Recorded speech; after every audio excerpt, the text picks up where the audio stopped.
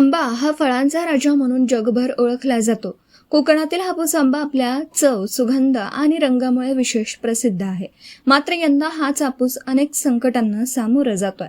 बदलता हवामान, अवकाळी पाऊस, वाढता उष्मा, कीड, रोगांचा प्रादुर्भाव आणि बाजारातील भेसळयुक्त आंबे या सगळ्यांचा फटका थेट बागायतदारांना बसत आहे. सरकारी मदतीचा अभाव आणि उत्पादन घट यामुळे शेतकरी हवालदिल झालेत. अशा परिस्थितीत मायबाप जनतेने थेट शेतकऱ्यांकडून आंबे खरेदी करून त्यांना आधार द्यावा असं आवाहन बागायतदार करत आहेत. अनेक आव्हानं उभी ठाकली तरी या आव्हानांना पेलत रायगडच्या हापूसचा अमेरिकेत डंका वाजत आहे. आंबा बागायतदार डॉक्टर संदेश पाटील यांच्या बागेतील आंबा 7 समुद्रपार पोहोचला असल्याचं खुद्द संदेश पाटील यांनी सांगितलं. कोकणातील हापूस हा केवळ फळ नाही तर संपूर्ण अर्थव्यवस्थेचा कणा आहे. मात्र सध्याच्या संकटामुळे हा कणा डळमळीत झाला आहे. जर वेळेत उपाययोजना केल्या नाही तर फळांचा राजा टिकवणं कठीण होऊ शकतं. म्हणूनच ग्राहक, शासन आणि समाज या तिघांनीही पुढे येऊन आंबा बागायतदारांना आधार देणं ही काळाची गरज बनली आहे. यंदाच्या हंगामात केवळ हवामानच नव्हे तर उत्पादन खर्चातही मोठी वाढ झाली आहे. खतं, औषधं, मजुरी आणि वाहतूक खर्च वाढल्यामुळे आंबा बागायतदारांचं गणित बिघडलं. एका झाडामागे होणारा खर्च वाढला असतानाही उत्पादन मात्र घटलं आहे.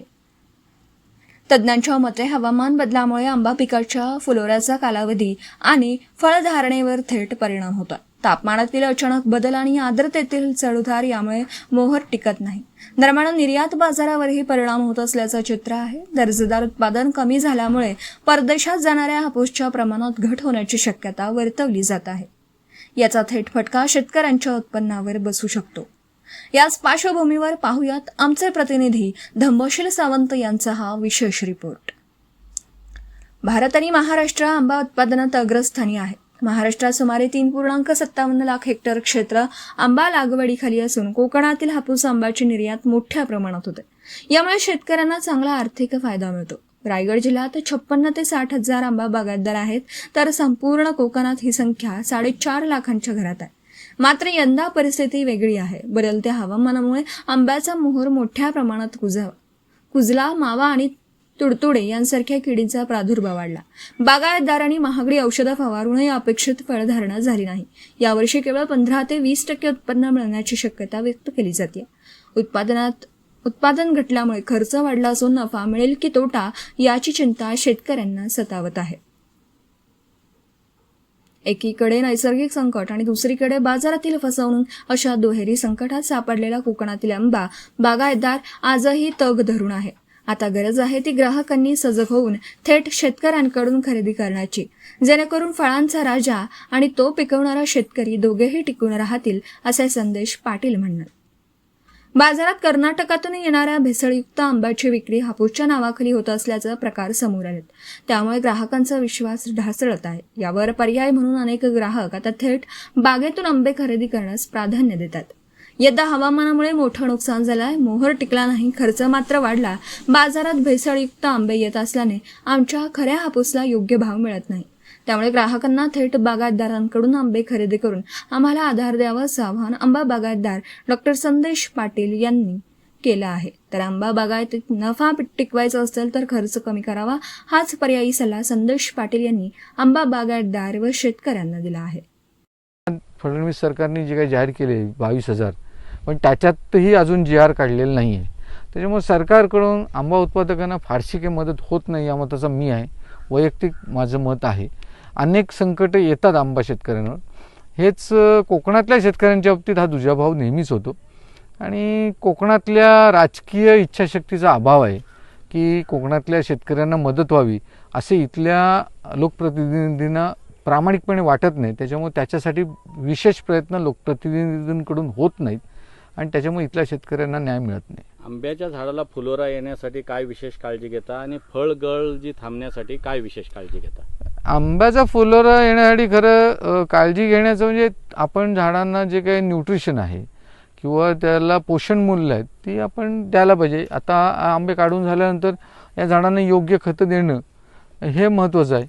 आणि गरज असेल तिथं पॅक्लोबिट्रोझोलचं आपण ॲप्लिकेशन द्यायला पाहिजे. पण मुळात NPK किंवा मायक्रोन्युट्रिएंट्स आणि मुख्य खतं आणि सूक्ष्म अन्नद्रव्ये यांचं जर व्यवस्थित व्यवस्थापन केलं आणि झाडामध्ये जर ताकद आपण ठेवली, झाडांमध्ये अन्नद्रव्यांचा साठा व्यवस्थित ठेवला तर फुलोरा येतो. पण फळगळ आणि वांस फुलोरा हे मात्र आत्ता गेले काही वर्षातले खूप मोठे चॅलेंजेस आहेत. आणि कीटकांची जी काही प्रतिकारशक्ती वाढली आहे त्याच्यामुळं आमचा जो कीटकनाशकांचा वाढलेला वापर आहे तोही एक वांजमोराला किंवा फळधारणा न होण्याला कारणीभूत आहे. तर उत्कृष्ट चांगली सेन्सिटिव्ह कीटकनाशकं आणि बुरशीनाशकं उपलब्ध होणं ही काळाची गरज आहे. तर आत्ताच्या काळामध्ये धावपळीच्या युगामध्ये मजूर व्यवस्थापन हे एक मोठं आव्हान असतं. मजूर व्यवस्थापन कसं करता? मजूर व्यवस्थापन करताना आमची खरंच तारांबळ होते.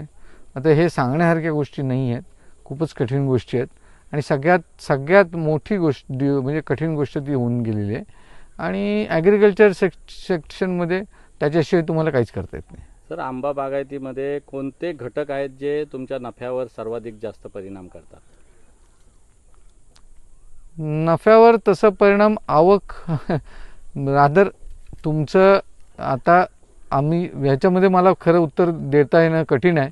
पण एक नक्की आहे की आता तुम्हाला उत्पादन खर्च कमी करण्याशिवाय पर्याय राहिलेला नाही आहे. निर्यात आणि ब्रँडिंग कशी सर? शेवटचा प्रश्न, कशी होते आपली? आणि ब्रँडिंगसाठी सर्व तुम्हाला शेतकऱ्यांना देखील आपलं कशा पद्धतीचं मार्गदर्शन असेल? आंबा बागायतदार शेतकरी जे तुमच्याकडे एक अभ्यासक आंबा बागायतीचे म्हणून बघतात, अनेक एकर आपली जी बागायत आहे आणि अनुभव देखील दांडगा आहे, एकूणच काय सांगाल? निर्यात, ब्रँडिंग आणि शेतकऱ्यांना मार्गदर्शन शेवट. ब्रँडिंग करण्यासाठी तुम्हाला सतत कंटिन्युअस तुमची क्वालिटी मेंटेन करायला पाहिजे. ब्रँडिंग आपोआप होतं. तुम्ही एक तुमचं ब्रँड ठरवा, त्यांनी मार्केटिंग सुरू करा. जर तुमच्याकडे क्वालिटी असेल आणि ती कन्सिस्टंट असेल तर ब्रँडिंग होतं. ब्रँडिंगसाठी काय आपल्याला असं फार मोठं ॲडव्हर्टाइजमेंट करायची गरज नाही. आता माझंही ब्रँड आहे आणि चांगला डेव्हलप झाला आहे. गेल्या 26 वर्षात तो हळूहळू डेव्हलप झाला. एका वर्षात काही एका दिवसात तो होत नसतो. नंतर एक्सपोर्ट साठी काय त्यांचे नॉर्म्स असतात. फक्त आपल्याकडं एक्सपोर्टच्या विषयात असं होतं की सगळे पैसे एक्सपोर्टच स्वतःच्याच खिशात ठेवायचा प्रयत्न करतो. त्याला माल मात्र शेतकऱ्यांकडून चांगला असतो, पण चांगला माल घेताना शेतकऱ्याला 2 पैसे देण्याची त्याची प्रवृत्ती नसते. आणि त्याच्यामुळं शेतकरी त्याच्यात घाळघसळ करून कसाही आंबा देतो. आता मी तुम्हाला म्हटलं की आज जो मी काही US साठी माल भरणार आहे, मागच्या वेळेला सुद्धा मी माल जो त्यांना दिला त्याला रेग्युलर ग्रेडिंगमधून सुद्धा आम्हाला 20% रिजेक्शन काढायला लागलं. ते आमचं नुकसान असतं. ते नुकसान आता दर आम्हाला चांगला दिला तरच परवडेल, नाही तर परवडणार नाही. आंतरराष्ट्रीय बाजारपेठेत साता समुद्रापार जो आंबा जातो, कोणत्या आंब्याला मागणी आहे, कशा पद्धतीची? साता समुद्रापार आंब्याला जी मागणी आहे ती वेगवेगळी आहे. सगळ्यात जास्त मागणी हापूसला आहे, त्याच्या खालोखाल केशरला आहे. पण साऊथमधले सुद्धा काही आंबे फार फेमस आहेत, बैंगनपल्लीसारखा किंवा या चौसा लंगडासुद्धा आहे. कसं आहे, जो खाणार आहे, जो भारतीय उपखंडातील त्या भागातला आहे, त्या भागातल्या त्या व्यक्तीची ती आवड असते आणि त्यानुसार त्याला त्याची मागणी असते. आज जर तुम्ही युरोप किंवा अमेरिकेमध्ये ज्या कन्साइनमेंट जातात ते एका व्हरायटीचं जात नाही. एकाच कंटेनरमध्ये तुम्हाला हापूस पण भेटेल, केशर पण भेटेल आणि दुसऱ्या व्हरायटीची पण, असे मिळून 1300 किलोचा तो कंटेनर जात असतो. तर सर्वसामान्यांना आंब्याची चव कधी चाखता येईल? इथल्या रायगडचा, कोकणातला हापूस कधी त्याच्या ताटात येईल? सर्वसामान्यांना यावर्षी आत्ता आणि शेवटी दोन्ही वेळेला सारखंच राहील. थोडंसं या खेपेला त्यांनी शेतकऱ्यांसाठी स्वतःचा खिसा मोकळा करायची तयारी ठेवायला पाहिजे. ते त्यांचेच बंधू आहेत. तुम्ही जसे सर्वसामान्य आहेत तसे शेतकरीसुद्धा सर्वसामान्य आहेत. त्याच्यामुळे आज तुमच्या खिशातून 2 पैसे जास्त भरून तुम्ही आंबा विकत घ्यायला पाहिजे. कारण 10 मे नंतर. Video reporter Dhamsheel Sawant, KTV news, Raigad. आपल्या परिसरातील बातम्या आमच्यापर्यंत पोहोचवण्यासाठी स्क्रीनवर दिलेल्या क्रमांकावर संपर्क साधू शकता. दूरध्वनी क्रमांक 9833235011. त्याचप्रमाणे अधिक माहितीसाठी स्क्रीनवर दिलेल्या KTV न्यूजच्या ईमेल ID वर देखील संपर्क करता येईल.